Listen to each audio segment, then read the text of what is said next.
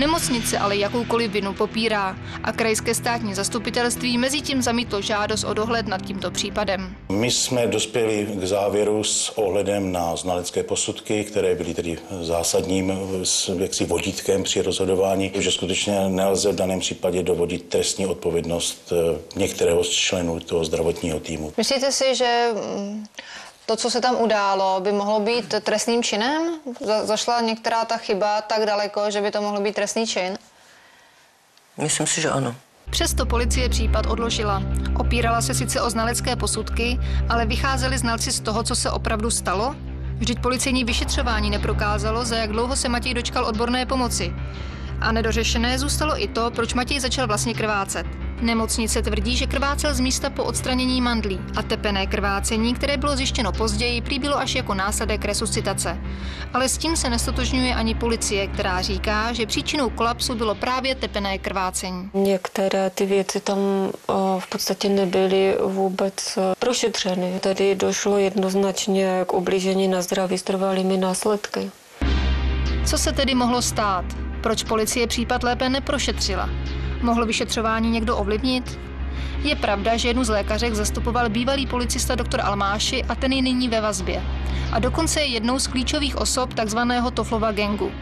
Tento gang získal jméno po bývalém šéfovi jihomoravské hospodářské kriminálky Michalu Toflovi, který byl loni zastřelen samopalem před svým domem a měl celou skupinu řídit.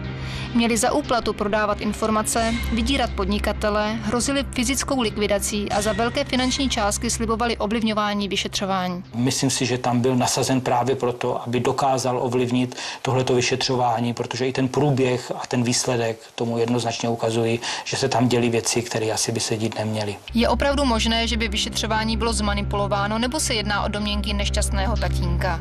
Hrál doktor Almáši ve vyšetřování nějakou roli? Zajímavé je, jak se k obhajování lékařky vlastně dostal.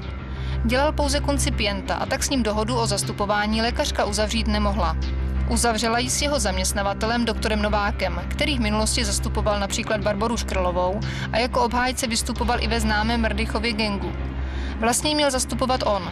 Když jsme ale doktorovi Novákovi zavolali, řekl, že onu lékařku nezná a jeho kancelář ji nezastupovala. Já se skutečně naprosto distancuju to, aby byla tato věc spojovaná s mou kanceláří. I když tam říkat, třeba máte před sebou plnou moc a reálně vidím, co takové nepodepisoval.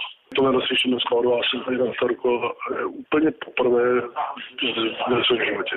Když jsme za ním ale přijeli, najednou úplně otočil a řekl, že si na její zastupování vzpomněl později. V tom našem prvním rozhovoru, když jsme spolu hovořili, mi to skutečně nic neříkalo. A vy jste se setkal s paní doktorkou nebo nesetkal, nebo jakým způsobem jste ji teda zastupoval? V daném případě jsem s paní doktorkou já osobně nehovořil.